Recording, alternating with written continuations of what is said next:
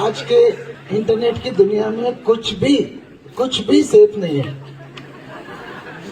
अगर आप सोचेंगे कि आपने जाने कितना भारी भरकम पासवर्ड बनाया है, ठीक है, और 100% सेफ कुछ भी नहीं है। क्यों नहीं है 100% सेफ? कोई बताएगा आंसर? आदमी सोचता है ना, मैंने तो कोई गलती नहीं की, कुछ भी नहीं किया, मेरा पासवर्ड भी एकदम वो है, तो 100% सेफ फिर भी क्यों नहीं?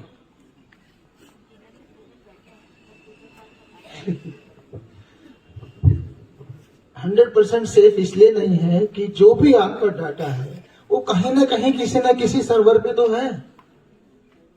आप समझ रहे हैं? गूगल है, याहू है, फेसबुक है, ट्विटर है, इन सब की जो कंपनियां रन होती हैं, आपको पता है 2013 में स्नोडेन रिविलेशंस करके कहा था, ठीक है, और इसने अमेरिकन्स ने याहू मेल वगैरह से उनके कंपनी में जा करके वहां से सारे मेल निकाल लिए और फिर उसको वो एक एक करके लीक आउट, स्नोडेन लीकेजेस करने लग गया। उसने कोई पासवर्ड है थोड़ी किया, सीधा कंपनी के वहां से उठा लिया सर्वर से। सो 100% सेफ साइबर की दुनिया में कुछ भी नहीं है, ये याद रखिए। मैं सीधा संवाद पे आ गया तो मैं थोड़ा वो सबसे भूल गया, जितने सम्मानित नागरिक जन है हमारे, और उन सबको नमस्कार करते हुए बात आगे बढ़ाता हूं। साइबर हमारे लिए सबसे बड़ा चैलेंज है आज की तारीख में। उत्तराखंड जैसे छोटे से स्टेट में एक साल में 10,000 मतलब रोज के 300 साइबर फ्रॉड इस छोटे से स्टेट में हो रहा है। इमेजिन करें कितनी हमारी कैपेसिटी नहीं इतनी को इन्वेस्टिगेट करने की। और आपने जमतारा कितने लोगों ने देखी नेटफ्लिक्स पे? 1 2 बहुत कम। खोल के देखना जमतारा है, नेटफ्लिक्स पे अवेलेबल है। तो क्या आपको पता चल जाएगा एकदम महा अनपढ़ लोग जिन्होंने जिंदगी में कुछ भी नहीं पढ़ा होगा वो आपके साथ साइबर क्राइम करके ले जाएंगे। इसलिए उन्होंने बताया ना हमारे सीओ साहब ने, पांडे जी ने, कि उनकी ग्रामर हमेशा गलत मिलेगी।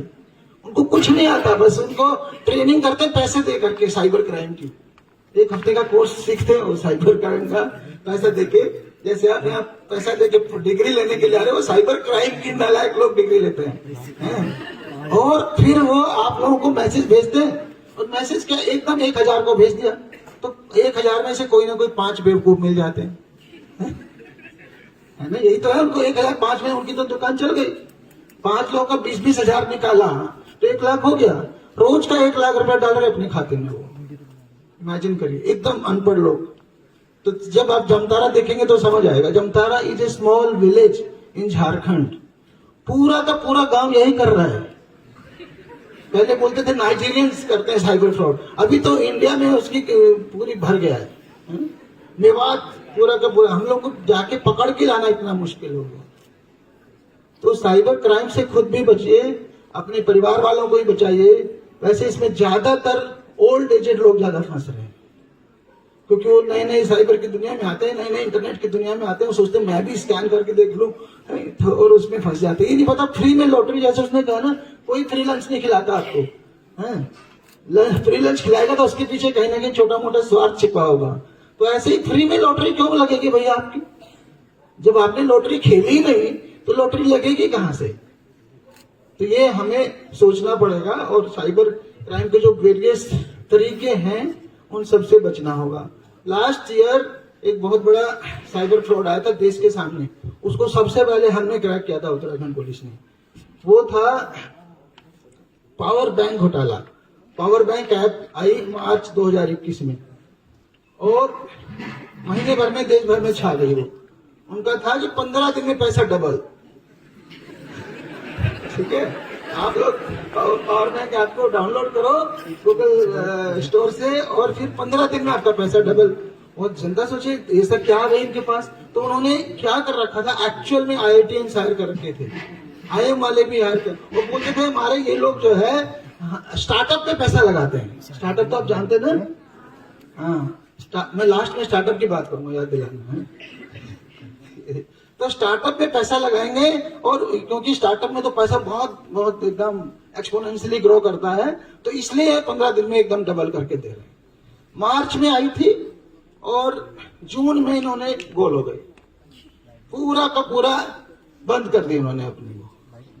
10 लाख लोगों ने डाउनलोड किया, 10 लाख, और पूरे देश में 1500 करोड़। ये चाइनीज ऐप थी और ये 1500 करोड़ उन्होंने इसके थ्रू, क्रिप्टो करेंसी के थ्रू सारा हांगकांग और चाइना सिंगापुर में भेज दिया।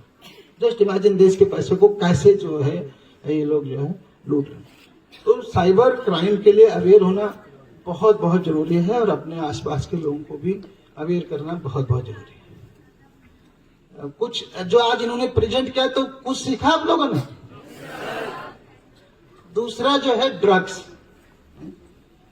का दोनों एक, आप हमारी मूवी देखी आपने, एक नुक्कड़ नाटक अपने साथियों का देखा, तो जैसे हमारे डीआई साहब ने भी कहा, तो इससे आप लोगों को समझ आ गया होगा कि ड्रग्स जो है ना, ड्रग्स मजा नहीं है, ड्रग्स सजा है।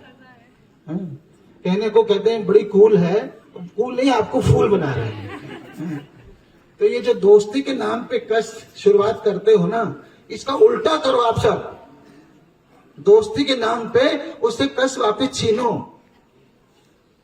उसको वापस परिवार में, जिंदगी में, लाइफ में, पब्लिक में, समाज में जोड़ो, जो भटक गए हैं लोग। आप ये समझ लीजिए, जो जैसा इन्होंने कहा, बीच में एक स्टेज आती है ना कि जब आपको लत लग गई, जब आपका सर्वाइवल मुश्किल हो गया ड्रग्स के बिना, तो पैसा चाहिए। पैसा कितने दिन घर वाले देंगे? थोड़े दिन तो आपने फीस का पैसा दिया, हॉस्टल फीस का पैसा दिया, फिर किताबों के नाम का, एग्जाम के नाम का, सब पैसा दे दिया। वो कहीं कोई न स्कूल जा रहा है, न कॉलेज जा रहा है, न एग्जाम दे रहा है, कुछ नहीं कर रहा। जब ये सब भी खत्म हो गया तो क्या करें? फिर क्राइम करते हैं। पहले घर में, सबसे पहले घर में चोरी करते हैं, घर का खत्म हो गया पड़ोस में करते हैं, किसी अनजान से करते हैं। चेन स्नैचिंग करते हुए देखा हमने देहरादून में ड्रग एडिक्ट्स को, कि अपने उसको आज की पूर्ति के लिए चेन स्नैच कर रहे हैं। इमेजिन करिए, आप क्रिमिनल बनने आए थे क्या यूनिवर्सिटी में? तो जो कूल करके आपको झांसे में ले रहे हैं कि बड़ी कूल है ड्रग्स, तो उससे दूर रहिए। मैंने लड़कियों को देखा है एक्चुअली प्रोस्टिट्यूशन में फंसते हुए, just to have drugs. Canal road में पकड़ा गया था एक केस, कॉलेज की लड़कियां सिर्फ ड्रग्स के लिए उनको प्रोस्टिट्यूशन कॉल गर्ल्स बनना पड़ा। तो ऐसे जाल में बिल्कुल नहीं आना। ड्रग्स दुनिया में ऑर्गेनाइज क्राइम जितने हैं ना, 3-4 बड़े बड़े ऑर्गेनाइज क्राइम है, उनमें टेररिज्म को फंड करने वाला सबसे बड़ा जो चीज है वो ड्रग्स है। और ड्रग्स की इकोनॉमी की स्केल्स पता है क्या है?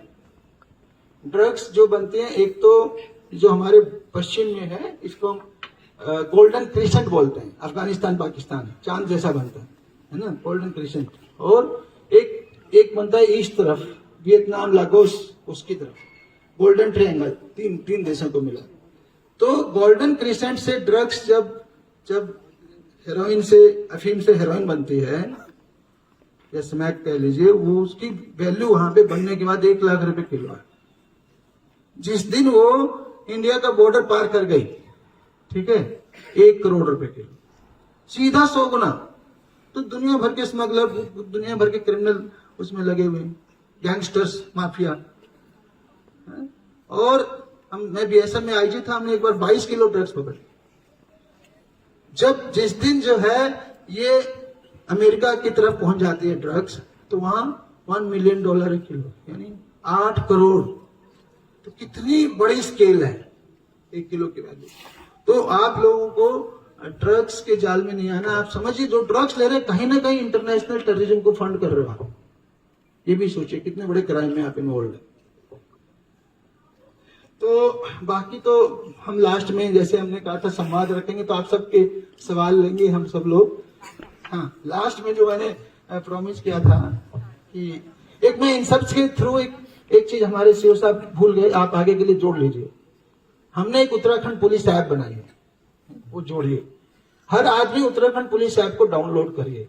हमारे 3 नहीं 4 थ्रस्ट एरियाज हैं, ड्रग्स, साइबर, ट्रैफिक और वुमेन सेफ्टी। एक्सीडेंट तो ट्रैफिक में आ गया ना, traffic control. So road safety and women safety. तो वुमेन सेफ्टी भी हमारा एक फोकस और थ्रस्ट एरिया है। और उसके लिए हमने एक उत्तराखंड पुलिस ऐप बनाई है, उसमें गौरा शक्ति करके आप उसमें कंप्लेंट कर सकते हैं। आप उसमें SOS बटन दबाएंगे ना, अभी भी दबाएंगे, आपको 5 मिनट में आपकी कॉल बैक आ जाएगा। आप कहाँ हो उसके मेरे कंट्रोल रूम में लोकेशन पहुंच जाएगी। अगर आप किसी भी प्रॉब्लम में हो, नियरेस्ट थाने का आपके पास सारे नंबर उसके पास है, पूरे उत्तराखंड पुलिस के A to Z। आप उसमें कानून की जानकारी करनी है, वो सब उसके अंदर है। तो उत्तराखंड पुलिस ऐप को डाउनलोड करेंगे तो आप उससे हमारी जो सेवाएं हैं, ऑनलाइन डिजिटल सेवाएं ले सकते हैं। लास्ट में मुझे स्टार्टअप के बारे में बोलना था। वो सिर्फ इसलिए स्टार्टअप के लिए कि हम सभी सोचते हैं कि पढ़ लिख करके नौकरी पाएंगे, यही सोचते हैं ना? क्या सोचते हैं? हाँ भी और ना भी बोला। Entrepreneurship, good good. क्योंकि बचपन से गांव में सब जगह ये लगता है ना कि पढ़ाई का सीधा संबंध नौकरी से है। ऐसा नहीं है, पढ़ाई तो आपके अपने डेवलपमेंट के लिए, नहीं तो आप अनपढ़ रह जाओगे तो आपकी सोचो ना, आपकी सेल्फ ग्रोथ क्या हुई, आपको अपने को ग्रो करने के लिए। तो मैं स्टार्टअप के बारे में एक ही लाइन बोलना चाहता हूँ, लड़के ने खुद ही बोल दिया एंटरप्रेन्योरशिप, कि हम लोग नौकरी मांगने वाले ना बने, हम लोग नौकरी देने वाले बने। समझे? अपना ऐसा कुछ बनाओ कि आप लोग का चले, और जो 50 आज शुरू में 5 लोग, फिर 50, फिर 500 लोगों को नौकरियां दोगे तो ये देश डेवलप करेगा।